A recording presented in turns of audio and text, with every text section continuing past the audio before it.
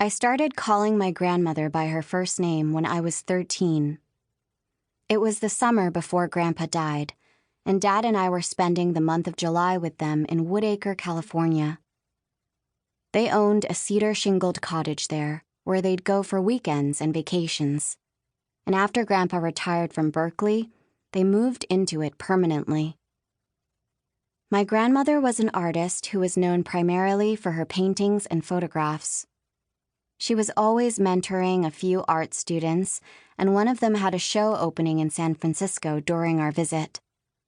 My grandmother took me with her. The show was in Soma at a garage that specialized in hybrid and electric vehicles and doubled as an art gallery.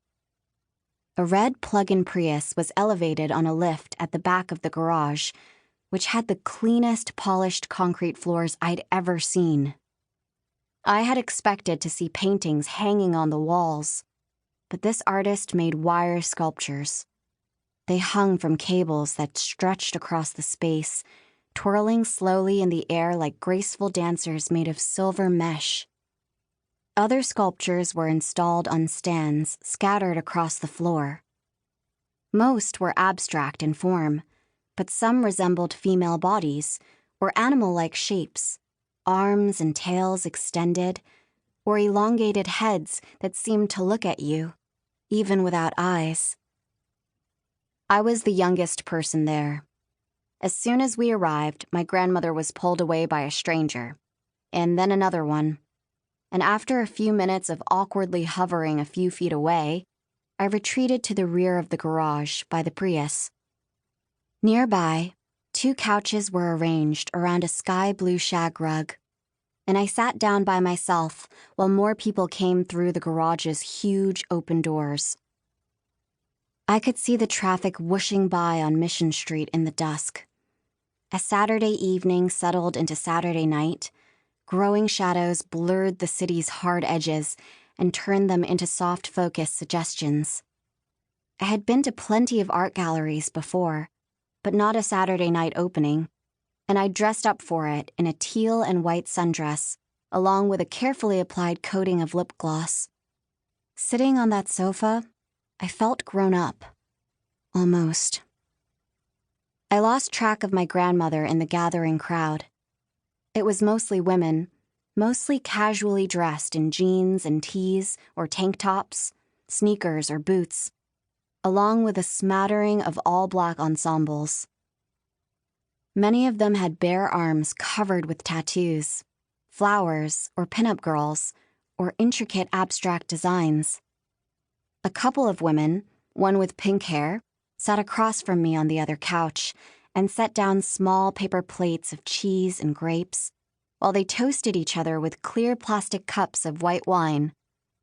I thought about making a plate of cheese for myself, but before I could get up, a black woman with very short hair sat down beside me.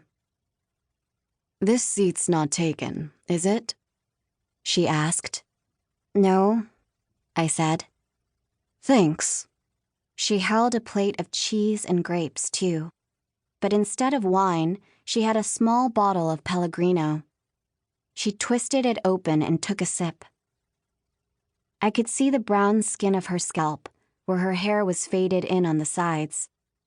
I didn't want to stare, so I lowered my gaze. She was wearing black jeans and black motorcycle boots.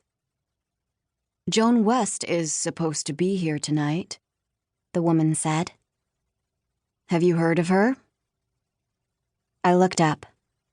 "Yeah, she's..." Her right eyebrow was pierced, and her eyes were sapphire blue. The edges crinkled as she smiled at me, and suddenly, I didn't want to admit that Joan West was my grandmother. It wasn't that I didn't want to be connected with her, but this woman was speaking to me as if I were an adult, like her. To be Joan West's granddaughter made me a child, which I didn't want to be. "She's great," I said. "I like her work." "Yeah? What's your favorite?" My grandmother's most recent paintings were quite different from her previous work, but I liked them. long, golden sweeps of light across doorways and honeyed wooden floors. When I looked at them, I thought of her and Grandpa on their deck in Woodacre in the late afternoon. The smell of wild grasses in the sun.